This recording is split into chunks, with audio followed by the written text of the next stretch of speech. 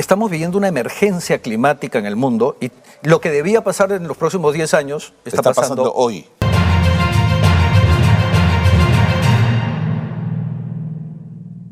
Hoy vamos a hablar de algunos desastres de los últimos días y cómo esto tiene un correlato, una mirada desde el Perú que nos puede servir para prevenir justamente. Ricardo Boll, ¿cómo te va? Buenos días, bienvenido. Carlos. Muchas gracias. Buenos días con todos. Así es, yo quisiera hablar un poco de lo que ha estado pasando en los últimos días y las últimas semanas con respecto a desastres en el mundo, sobre todo previendo lo que podría pasar en el Perú, porque a veces pensamos como que los desastres se van turnando, ¿no? Entonces, si ya nos pasó algo, ya no nos va a pasar otra cosa, pero ciertamente incluso podríamos, en un contexto como en el que estamos, además de tener un fenómeno del Niño, por ejemplo, tener un terremoto como ha sucedido hace unos días en Marruecos. En Marruecos, así es. Entonces, creo que es un buen momento para dejar de lado estas imágenes que son tan duras, con casas caídas, con personas fallecidas, para hacer un análisis desde la teoría del desastre que nos plantea identificar, recordemos, dos elementos que interactúan, ¿no? Uno es el fenómeno natural peligroso, pero también las vulnerabilidades, las múltiples vulnerabilidades que hay. Entonces, casi a manera de estudio de caso quisiera traer uno. Vamos, a ver. Pero empecemos por lo general, ¿no? Empecemos por un panorama genérico. Lo que tenemos aquí es justamente un gráfico que nos dice que en los últimos meses el costo en el mundo ha sido de 190.000 millones de dólares, ¿no? Esto es terrible, ¿no? Claro, seguramente, además esto es antes de lo que acaba de suceder, por ejemplo, en Marruecos o en Libia, ¿no? Que ayer ha habido unas lluvias terribles con unas inundaciones que finalmente rompieron 2 represas. Si ven, dentro de ese mismo gráfico hay otro gráfico, entonces vamos a ver el siguiente que un poco hace el desmenuzado y justamente nos plantea que en Turquía y Siria murieron casi 60.000 personas. Impresionante. Esto es un número muy parecido a lo que sucedió en el Perú en los años 70, ¿no? Recordemos que con el terremoto de Huaraz, sí, que finalmente trajo... el aluvión en Yungay. Exactamente, rompió un pedazo del glaciar del Huascarán, ¿no? Y destruyó Yungay y Ranrairca. La gente a veces se olvida que Ranrairca fue arrasada 2 veces, era un pueblo menor ciertamente. Mató a 70.000 personas. Estos son números, y ese es el desastre más grande de la historia del Perú. Lo que ha pasado en Turquía y Siria se asemeja mucho a esto, ¿no? Pero además tenemos las sequías que recordaremos que con las imágenes uruguayas, ¿no? Que no solamente fue Uruguay, también por supuesto la sequía afectó a Brasil y Argentina, que afectó la agricultura, las inundaciones que hubieron en Italia, además las permanentes tormentas que tenemos en Estados Unidos, ahora tenemos otra vez un huracán en ciernes, la sequía en España, ¿no? Que también afectó a todo el sur. Y también hemos tenido desastres en Australia y en Nueva Zelanda. Todo esto, ¿no? Suma estas cantidades y el año no se ha acabado, ¿no? Esto como que cambia los panoramas. Entonces, si nosotros hacemos un recuento de cuáles eran las expectativas y lo que ha sucedido ahora, nos vamos a dar con algunas sorpresas. Y otro diario nos enseña, en el siguiente gráfico vamos a poder ver, cómo se planeaban los riesgos para los próximos años. Lo que nos dicen ahí, estas son las prioridades en los próximos 2 años, que es la columna de la izquierda, y en la columna de la derecha lo que esperamos que suceda en 10 años. Lo primero que quiero hacer notar es que todas esas líneas verdes están vinculadas a temas ambientales. Okay. Es decir, el fracaso de la mitigación para el cambio climático, el fracaso de la adaptación, recordemos que son 2 elementos diferentes, el tema de los desastres con un componente natural y la pérdida de biodiversidad. De los 5 primeros riesgos, los 4 son ambientales. Y fíjate cómo el primero de la columna izquierda, la crisis del costo de vida, ha pasado, digamos, a otro nivel. Porque les recomiendo que dice cuán vulnerable es Europa frente a catástrofes naturales. Hay un indicador que va del 0 al 100 y, digamos, los países, Rusia, Turquía, está en el 10, ¿no?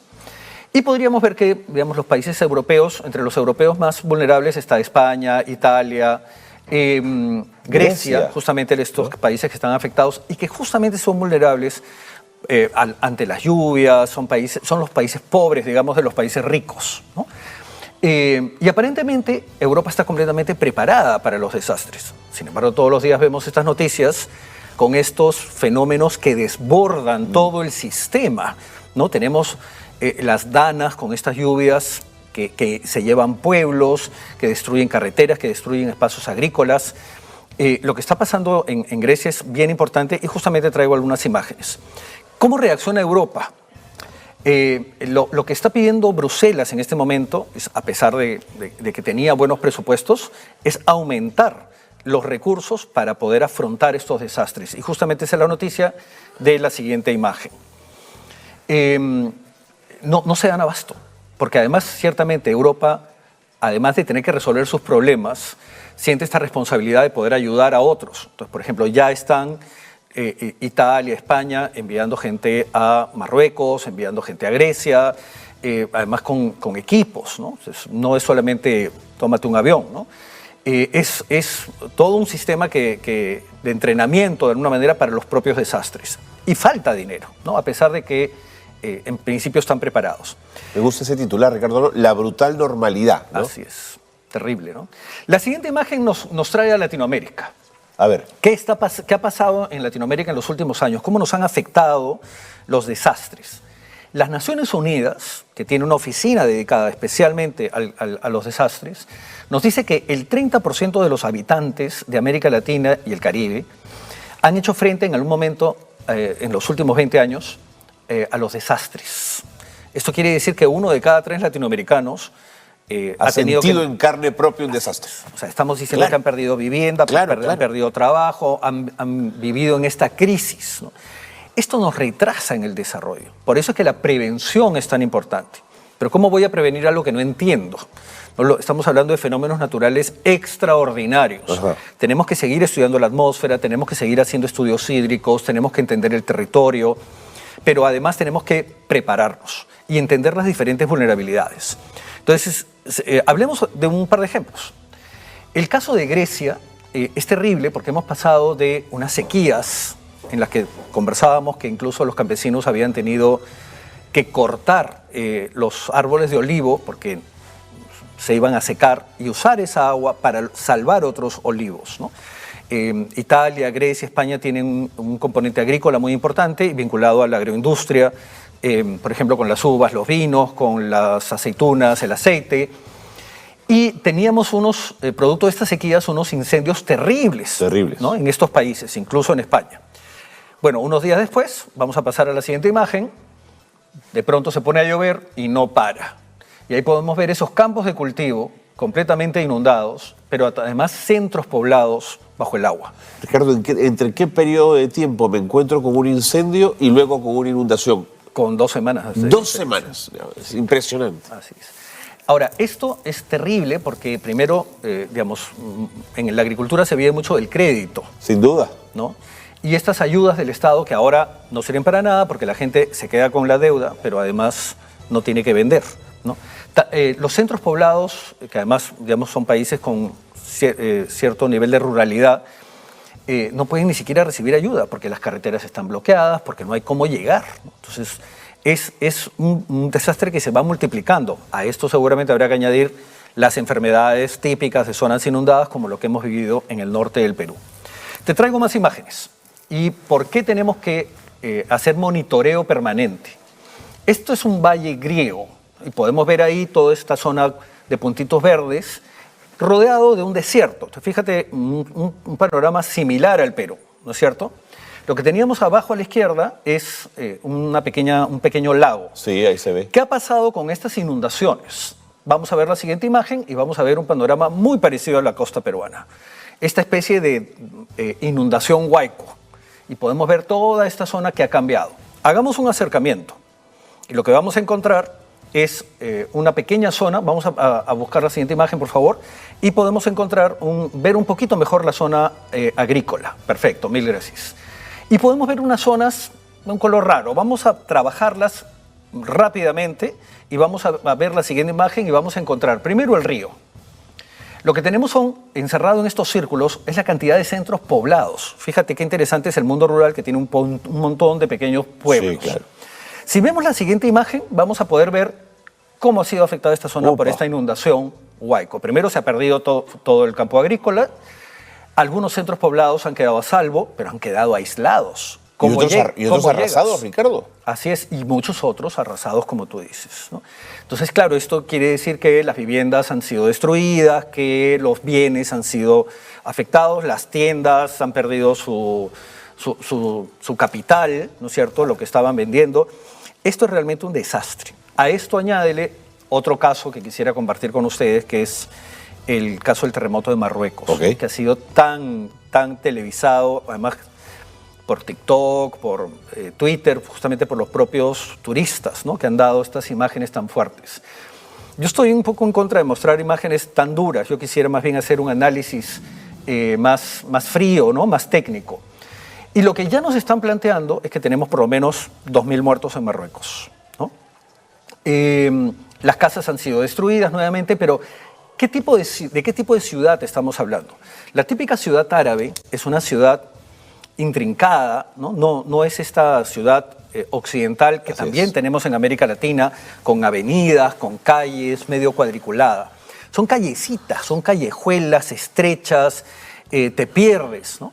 En este contexto es imposible que llegue una ambulancia, es imposible que llegue un carro de bomberos, pero además eran casas de adobe. Ahora, esto de nadie se imaginaba que esto iba a suceder, ¿no? No es una zona que haya tenido sismos de esta magnitud y no ha sido tan grande. Ha sido un sismo de 6.8, no ha llegado ni a 7. Eso te iba a decir, así ¿no? es. ¿Qué pasaba? Primero, es una falla muy antigua que casi no ha tenido actividad y este es el mapa geológico de Marruecos. Todas esas rayas, ¿no?, esas rayas negras que tienen unos triangulitos, Ya. son fallas. Son fallas. El triangulito nos dice la dirección de la falla. Ok. Entonces, como tú puedes ver, esa zona azul está como casi elevándose producto del encuentro de fallas. Claro. Entonces, son fallas estructurales, son fallas importantes. ¿Cuánto tiempo estén sin activarse? No importa, se pueden activar en cualquier momento. Por eso tenemos que, como dirían nuestras abuelas, saber dónde estamos parados, ¿no? O sea, es bien importante entender la geología, entender estos procesos. Se ha construido pensando que nunca iba a suceder esto, y sucedió en algún momento, ¿no? Como te digo, muchas casas de adobe, ¿cómo prevenir?, ¿no? Entonces, tal vez hubiese sido inteligente tener un programa, digamos, de evaluación de viviendas. Por ejemplo. Un programa de renovación de viviendas, ¿no? Entonces, casi no ha quedado casa de adobe entera. Pasemos todo esto al caso peruano. En toda la costa peruana se construía con adobe y todavía quedan importantes viviendas de adobe. También ha habido mucha autoconstrucción, no estamos muy seguros de cuáles son las características en términos de seguridad de estas viviendas, ¿no? En las ciudades andinas y además en el mundo rural todavía tenemos muchas casas de adobe. Sin duda. Entonces, tal vez necesitemos, ¿no?, pensar en esta posibilidad y empezar un programa de evaluaciones. Esto sucede en países desarrollados cuando estás obligado, por ejemplo, a tener un seguro de vivienda. En el Perú esto no es una obligación. Este seguro no te asegura mientras que no tengas un técnico que haya evaluado tu vivienda. Claro. Pero además, si se cae tu vivienda, que ya es una desgracia, bueno, por lo menos tienes un seguro que cubre parte de la reconstrucción, ¿no? Yo entiendo que esto en el caso peruano es casi un lujo, ¿no? Gastar en seguridad parece ser un lujo. Pero fíjate qué importante es, ¿no? Yo creo que una ciudad como Lima, con 10 millones de habitantes, con un proceso urbano tan desordenado, ¿no? Hace unos días estábamos viendo este programa de empadronamiento que se está haciendo en Puente Piedra, porque literalmente no sabemos quiénes viven en nuestros distritos. Hay procesos de los que no hemos sido conscientes. Hay que trabajar técnicamente, necesitamos información, es una de las vulnerabilidades, y no solamente información sobre el fenómeno natural, también información sobre las vulnerabilidades existentes para recién empezar a prevenir.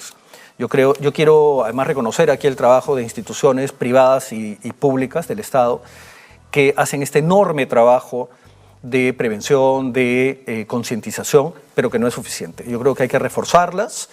No solamente nuestras vidas, también nuestra economía depende de todo eso. No, sin duda, sin duda. ¿Y este último mapa, Ricardo, por favor? Bueno, ese es el nivel ese es un poco la zona del terremoto y cómo se ha expandido esta energía. Esta falla, en el caso peruano los terremotos son muy profundos porque tenemos un choque de placas. Claro. ¿No? Entonces tenemos un plegamiento en los Andes y los terremotos se originan casi siempre debajo de esta corteza, ¿no? También tenemos fallas en el Perú. Si vemos el siguiente mapa, vamos a ver el siguiente gráfico, vamos a ver justamente esta falla, que podríamos comparar con esta falla famosa de San Andrés, ¿no? Que son fallas superficiales, entonces la energía se da literalmente en la superficie, ¿no?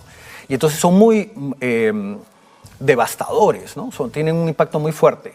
Este es un tipo de falla en las que las fuerzas se encuentran, entonces son mucho peores que cuando se distienden, ¿no? Realmente es importante entender cada localidad en el Perú, saber geológicamente cuáles son los riesgos, entender el relieve, entender el comportamiento de las cuencas hídricas y además pensar en nuestras vulnerabilidades desde la construcción, no solo de la localización, ¿no? La técnica, la falta de información, la falta de alertas tempranas. Lo que ha pasado en Grecia es terrible. Terrible. Que tal vez hubieran avisado cuáles son las zonas que se podrían inundar, cómo estaba lloviendo y finalmente lo que acaba de suceder en Libia, ¿no? Hemos tenido un huracán, unas lluvias, se han roto dos represas y estamos hablando de 20.000 muertos, ¿no? Tremendo. Ricardo, muchas gracias por traer estos temas aquí a Nativa para seguir discutiéndolos y me parece interesante la cautela de las imágenes que muestras porque no se trata de armar con esto un espectáculo ni generar temor, sino todo lo contrario, empezar a pensar en una lógica de prevención todo el tiempo. Aquí estamos hablando de estudios científicos que tienen que ser interdisciplinarios. Así es. Estamos hablando de temas sociales, estamos hablando de temas educativos, estamos hablando, por supuesto, de temas geológicos, de temas de ingeniería. Se necesita una mirada genérica, ¿no? Una mirada integral, que es lo que hacemos los geógrafos, ¿no? Y por eso estamos tan comprometidos con estos temas. Muy bien. Ricardo, nuevamente, muchas gracias. Gracias a ti. Buen día para todos. Ricardo Boll, asesor científico de Nativa, ha estado con nosotros, profesor universitario, jefe del Departamento de Geografía de la Pontificia Universidad Católica del Perú. Nos ha ayudado a entender, a partir de algunos casos que han ocurrido en el mundo, la problemática a la que podríamos enfrentarnos también como país.